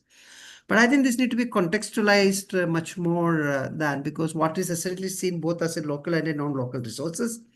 Second, there are much more core issues which are related to water. For example, how do we use, even if we say that we have this 3% of the water, how do we use it? Do we use it in a regenerative, sustainable manner? Second is that if the resource is limited, then there is all the more reason that it should be equitably shared. But today we don't see that. There is no, there are social movements around equitable access to water and things. So that will be, I would say that. Third is that we also need to move from the supply side of things, supply augmentation, supply numbers and things, to much more demand, management and things. Now, for example, we see that in areas where there is scarce water, we find a cropping pattern which is not suitable to that ecological conditions.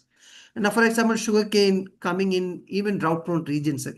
So there are a whole lot of other substantive issues I think we need to internally undo.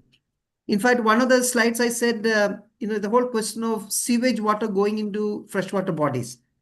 Every water use creates what we call in the water sector called return flows, or water comes back into a system.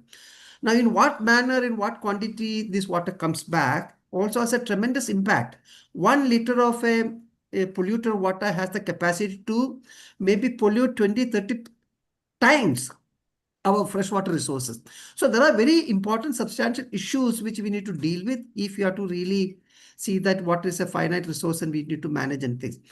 But the state and the government seems to be on the other way around. Now, for example, one of the slides on Ken Bethua linking, we feel even to resolve the small decentralized, water needs like drinking water, we are talking about water grids, massive infrastructure, or we are talking about linking different rivers and things. So I think we need to think through this whole thing if we need to really solve our water issues without creating problems for both nature and the poorer section of the social society sections and things. That's what I would say as a broad comment. Yeah. And there are good examples of people have managed. For example, Maharashtra, I've been connected with examples where with 300 and 350 millimeter rainfall, people have been managed to do interesting things.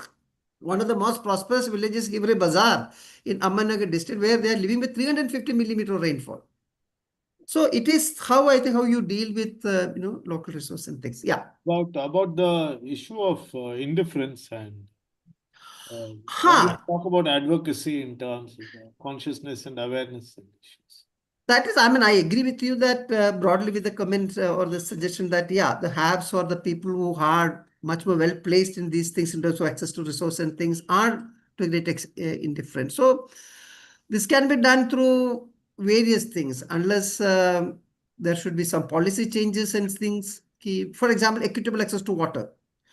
Now, we can say that every human being or every living being, like I'm not talking about humans, so that should get a certain minimum access to water. That will, in a way, cut away certain water which today the privileged people are getting.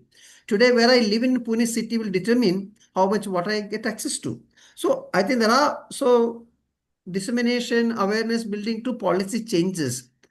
All our need to work together if we are to create that of an ambience, I would say. Yeah. Just a quick comment on that. I think on the issue of urban collectives and so on, Badri's question. So one of our main focus areas or proposals in alternatives is what we call localization, right? So the more localized in terms of power and economy and so on and so forth, the more people find meaningful lives. But of course, there are a number of other factors involved here. Now, in that, an unfortunate thing that happens, which is relating to what Badri is saying, is that people say, okay, if this is our local thing, we're not going to allow any migrants in, or we're not going to allow any poor people in, etc., kind of thing. It's an exclusionary localization. So we have been arguing for what we call open or inclusionary localization, which is, and we give examples. So, for instance, a number of what are called safe city zones in European cities are where migrants are invited, are welcome. Yeah, so people are saying, yeah, we want to create our local self-determination and so on here, but migrants who are in need are also welcome to come and join us. We need to push for that kind of thing. Now, unfortunately, the trend in India, as elsewhere, is towards more and more of these gated communities where access is very, very difficult. And we're moving towards I recently saw this in South Africa, it happens all over Europe, is that it's not just gated communities, they are heavily fenced security, armed security, blah, blah, blah. That's an extremely dangerous thing that's happening, and that's really about excluding the poor or excluding those who are not privileged enough to be able to live in such things. This is a very serious phenomenon which we have to seriously really argue against. And one thing to do there is GTA, by the way, has just been working on a project on alternative security. How are communities, including in cities, redefining security from the point of view of a collective process of creating security, in which you don't then need these gated communities and armed security guards and things like that. You're actually having the community, the neighborhood as a whole is making sure that that neighborhood is secure, right? Now, that's a very different form than what governments and private companies are trying to actually tell us as to what is security. We have to look at those examples and see, okay, how do we actually build more of these and make sure that people do feel safe? Because there is a genuine thing saying, okay, if I don't have a gated community, I'm not going to be safe from robbers or whatever, right? How genuine or not, I don't know. But I mean, there is that fear. So how does one get over that fear and create this kind of a system of collective community level security? That's very important. So moving on, Vikram Rao has talked about the issue of physical and mental well-being as uncertain future in terms of basic needs, inflation, unemployment, and wars outside, they're affecting us. What is the impact? Have they been impacting the physical and mental well-being, and where do we go from here? I think Pankti should speak. She hasn't spoken for some time. I can share from a bit of my experience on that. I think I completely agree on the physical and mental well-being that's getting affected by what's going on in the world, especially the things that are like just out of my context to understand what's going on. It's so overwhelming to understand what's going on. what has helped, and it's not just me, but different young people who we have also worked with and continue talking to and have conversations around this. Uh, it has helped to one have a community of people who we can talk to and make sense and share what's going on with all of us. Um, the young people also that other thing in BRM we have seen is that this whole idea of one is we are indifferent, which we were sharing, that we don't care what's going on because we are enough privileged to not take care of a pothole or what's going on in a community around us. Can we also have the for example, I think one of the ways of dealing with mental health issues has been one having a community, but also having a way to channelize it, like channelize the OVM and have do some action in the community. So while they want to work upon their own leadership, get a job, do the mainstream things, but also can that learning happen through doing a work in community? Can that disconnection happen through talking to the people in the community? So having very simple conversation around how do they see community, what's going on in the community, having a conversation with a person who is old and having saying that how they've seen things pan out over the years and what is their perspective on it. So some of those things, I think it has helped me and other young people also to see how they can not disconnect all the time. And yeah, I think it helps mental well-being also to be not feel all the time hopeless, but more hopeful about something. I think some of those things would be, yeah. Okay. Yeah, we have, we come to the last three questions. One is, Anuradha Reddy again. What do you see as the most significant barrier to scaling these alternatives? And what collective steps across movements are needed to move these alternatives from isolated experiments towards systemic transformation? A related issue has not related, connected is Seema has said that all the issues we are facing can be categorized as wicked, and does interface with the world create challenges and pathways to enhance sustainability of these alternatives?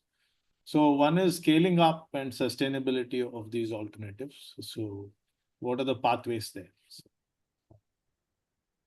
both of you may respond. Okay, should I start? Yeah. So, well, as I said in my presentation, we don't prefer the word scaling up very much because that's a corporate model, or maybe even some NGOs use it to become bigger and bigger and bigger, and then they lose a lot of their original ideals. We use outscaling and deep scaling. Now, outscaling is where we learn from each other, create our own pathways and solutions on the ground, and then connect through networks, through through sort of horizontal, like Vikalp Sangam kind of network. To then, if you have, let's say, 1,000 local initiatives on sustainable, organic, biological farming, each of them doing their own thing, but then connecting to learn from each other and creating a platform or a forum that which then does advocacy for local community-led ecological farming. That's scale. That is how I think one can kind of do that scaling. But at the same time, deep scaling, which is to say that suppose I'm doing ecological farming in my area and you're doing some work on gender, or somebody else is doing some work on alternative education, then how can I learn from that and say, how do I build gender perspectives into my ecological farming? How do you build food sovereignty perspectives into the gender work? So that's like, so we are spreading and connecting, but we're also deepening our work individually wherever we are doing this kind of work. So these are the kinds of transformations we prefer. There's one tool that we have been using in a few places, which we call the alternatives transformation format. I've just put it in the YouTube chat, which helps those of us who want to look at our own work from an intersectional perspective to see what is it we're missing? What is it we are doing which might inadvertently be leading to some changes somewhere else which are negative or maybe positive? So just to become more aware. So if I'm working, let's say again on agroecology, I'm working on sustainable farming in my own area. What is its impact on, say, gender relations? What is its impact on ecology beyond just the land I'm working on, right? So that kind of self-assessment or participatory assessment is what we've been trying to promote. And we've done this in a number of places, and that tool is available for anybody to use, which I've put in the chat. Thanks. Yeah, just to add 2 points what Ashish said, just to supplement. One is that, the issue is that there's a lot of pessimism around us saying that there is no alternative. We call the Tina syndrome. We feel that the type of globalization and the extractive capitalism what's happening is the only way to, this. But I think we need to break that first. And I think efforts like Vikalp Sangam or other type of whole lot of grassroots initiatives that is trying to break that, saying that there are different ways of doing things without being extractive, without being socially unjust, or both to nature and the nature dependent people. There are different pathways to do. And I think one of the things which Vikalpa Sangam or even Global Tapestry of Alternative, or there may be other networks and movements are trying to do, is to create this thing that there are different ways of doing it and we need to popularize this. So I think more and more groups get associated with that type of thing. This type of change in the mindset itself is an important, I would say, is one of the first steps towards that transformation. The second issue is that there are different bases of issue. There are caste issues, patriarchy, class, Adivasi, indigenous communities, different type forms of minorities and type of a thing. They are at the other end of this whole process and things. How do we also bring? There are a whole lot of movements happening. There are Dalit movements, there are agricultural laborers movement, peasant movement, farmers movement, Adivasi movements. There are movements against destructive projects and things. So I think one issue is that how do we try to bring together and create a critical mass in which saying that, and how do you change this whole discourse? Today, the state has a hegemonic discourse saying that this is the only way of development. Now, how do you challenge it? Through creating people's own knowledge systems and technologies and type of thing, and they're deciding, we call expanding the boundaries or the of the people's power, and saying that the people have a right to decide. So how do you create? Otherwise, some of these structural issues we may not be. Now, the whole agriculture is run by subsidies for a type of agriculture, chemical fertilizer and other type of thing. Now, unless we come together as a larger collective, all these social movements together, and with the idea of that we can create a different world. And I think Vikalpa Sangam's effort is to create that confidence, saying that there are millions of alternatives. We need to bring them together, look at it and popularize all these things. That's what I think we can do. So there should be a confluence of movements also to do that transformative change. Yeah. So with that, I think I'll come to the last question, and it's in many ways related to what Joy has mentioned now. We have this ubiquitous, persistent capitalist model of development, and the kind of work which is being done by Vikalp Sangam, all of you and those who are not here. Out of curiosity, I'm asking what forms of resistance or obstruction or pushback has the Vikalp Sangam process encountered on the ground while you are doing this? Because there are state agencies, there are corporate interests, the mainstream development, which has got its own stakeholders or vested interests. Yeah. So how have there been such experiences, and what kind of challenges did you face in the work you did on the ground? Yes. I mean, that's a very interesting question, Madhu. I don't know how do you respond to it in a way, black and white manner, but there are a whole lot of constraints, I would say. Now, for example, if you're talking about these type of things, then you are labeled as anti-development. So small resources which you require to do have these meetings or other very small resources are cut off then, saying that you are an anti-development. So this whole branding of people who think differently, I think this is one of the biggest threats we are finding in the last some years and type of a thing. So that is one part of the whole thing, which I feel is that there are pushbacks and type of thing. Like, for example, both in terms of resistance as well as creative alternatives and things. This is one of the main thing. Second is that the whole question of, the overall ambience in the country today, either created through media and other type of things, saying that this whole question of in agriculture we say monoculture. This monoculture we can see in all spheres of life. Now, how do you break that? So unless you have alternative media and other type of, you can't even get these messages out because all dominated by that systems and things. So there are certain issues, I think, of that type which we have been confronted to some extent. I don't know, Ashish, you want to take it up further?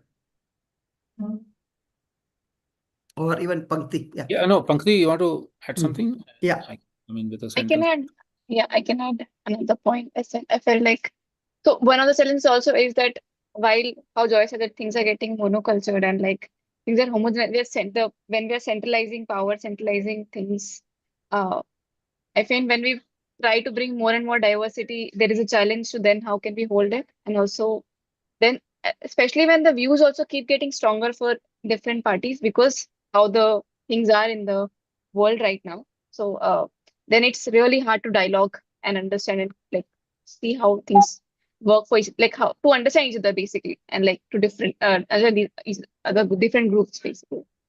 I find it's very hard to do that. It keeps getting harder than earlier. Please go ahead. Yeah, not repeating this. I think many of us have been facing crackdown from the government for the sorts of work we're doing. Sometimes Vikalp Sangam helps in the sense that 90 organizations, for instance, putting out a statement together is able to buffer each one of the organizations individually, but nevertheless, we're still all vulnerable. And so that also makes it harder to, for instance, not just be active in a political sense, not party politics, but other sort of political sense, but also harder to generate resources to continue doing what we want to do. Now, if we want to have, let's say, a national sangam on some topic, we need financial resources also. Everything can't just work on trust and fresh air, though that is most important. So that becomes harder in this kind of a political environment we're in.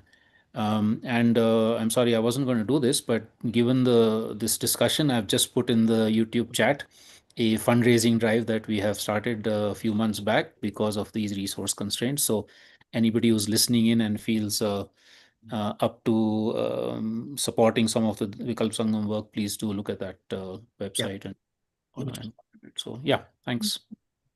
Now we've come to the end of it. Any final comments? Anything you want to add?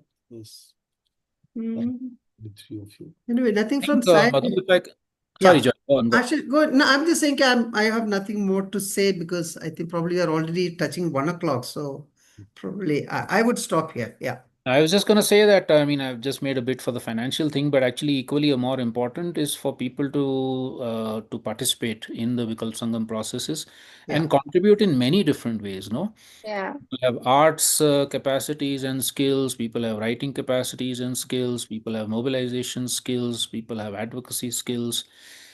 We can work, we need a lot more of all of these. So any which way in which people can contribute, we'd be really happy. Yeah, plus Swadesh, Ashish had the same point, exact same invitation to everybody who's listening. Okay, great. Thank you so much, Mr. Ashish Kothari, Mr. KJ Joy, and Pankati Jain. Thank you so much for not just this presentation today, covering a very, very wide canvas and explaining about the possibilities for better alternatives to change the way we are living and causing so much damage to the planet and the society. More power to all of you and your network and all these things. And thank you so much. I want to thank all the participants. It has been a very, very vibrant participation with all the kind of questions. Some of them was already seemed to have so much of insight into these issues and exploring the possibilities themselves. So it's been a very, very fascinating and insightful discussion. And lastly, I want to thank Anekdhara team itself, Mr. Sadiq, Nayantara, Badri, and a whole lot of others who, with our limited resources, we've done 55 webinars and we wish to go on. And thank you so much, everybody. Thank you. Thank Thank you. you. Thank you, Anekdhara. Our next webinar will be on the 30th of August, and we'll Okay. get out the topic very soon. And we hope to collaborate with Vikalp Sangam Yeah, we will. Yes. on specific areas too. Thanks. Right, we could do that. Thank Yeah. you. Thank you, So everyone. thanks, Madhu and the entire team. Yes, Okay. thank you so Yeah, much. thank you. Thank you. Bye-bye. Dhinabad. I think the recording would be available. We could also Yes. disseminate, We'll yeah, give- to our own networks and Yeah, and things. Yeah. I'll also add all these things to our website. And Okay, yeah.